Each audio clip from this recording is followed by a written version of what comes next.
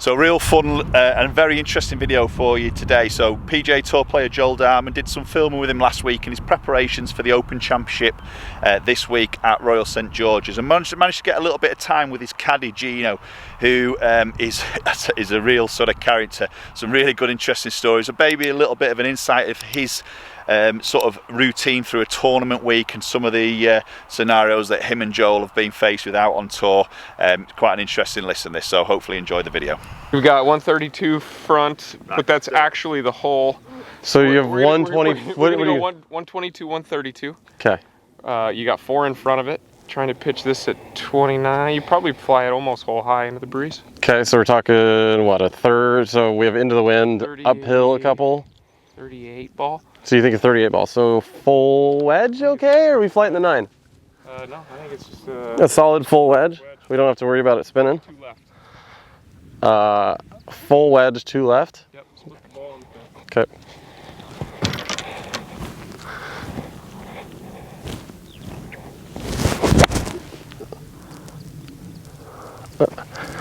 Be good. Pretty good. Thank you. Typically, well, this being our 5th year on tour, it's changed a little bit. Just the more I've gotten to know each golf course, but Monday's usually our travel day. Tuesday, I like to see the golf course. Joel may play 9 holes, and if he only plays 9, I'll walk the other side. I like to see the golf course twice before we play it. And then typically Wednesday's Pro-Am, which kind of evolved in another 9 holes. And then I'll cruise the other side as well. So I'll get to see it twice, and then get after it on Thursday.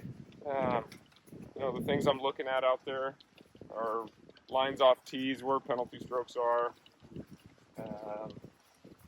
That's really it. I mean, just getting a feel around the greens, where you want to miss to certain pins, picking good targets. And we have a pretty good system for doing all that. And it's kind of gotten to the point where it's just a process, and it's kind of a standard process. What's a typical morning look like on a tournament day? From get up in the morning, so breakfast? I'm usually there way too early. I go in and put the pins in the yardage book where they are for the day, make any special notes that I may have had to that particular pin. And Joel starts his warm-up process about an hour early. Starts with putting and goes to the driving range. Hits wedges, 9-iron, 7-iron, 4-iron driver. May do a little chipping, and off we go. Cool. Is there any difference for the Open versus another week? So if I you feel can like if you can lead with like this week being the Open, it's a little bit different, and we might do X, Y, and Z. For sure.